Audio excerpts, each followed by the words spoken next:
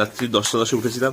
স্টেশনের খুব পাশে একটা ঘর, একদম কাছে, কিন্তু দামটা এক রাতের মতো না, তার থেকে বেশি নিয়েছে সেই ঘরের স্ট্যান্ডার্ড তার হিসাবে।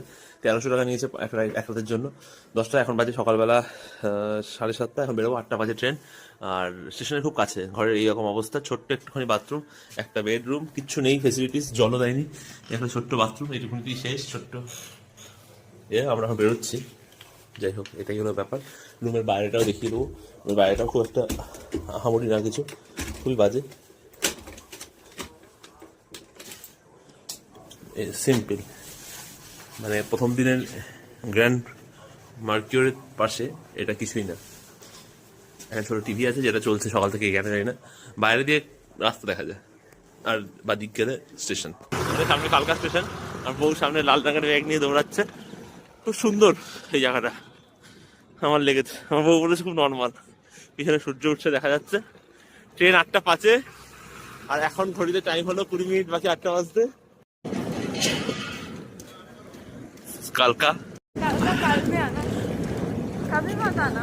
ওই যে কালকা কাবিমা দানা, হোটেলটা খুব বাজে ছিল। এটা দাও, এই করতে গিয়ে ট্রেন চলে যায়। এখানে কাজ করতে হবে।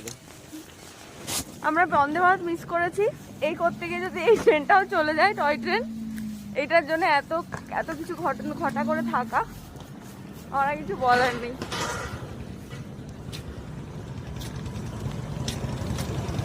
ঠিক 5 মিনিট লাগলো। হ্যাঁ,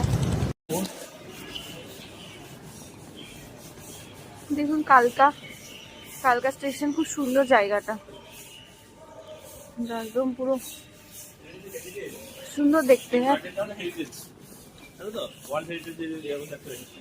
এই তো কালকা, এটা D2, এটা দিল্লি। D4 কোনটা? এটা কি বললো লোকটা? এই যে এটা দাঁড়িয়ে আছে, এটাই হবে 4A।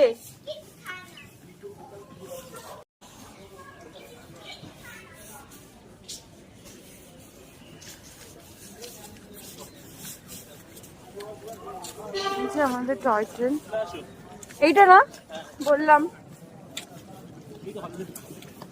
কালকা শিমলা হলিডে স্পেশাল ট্রেন।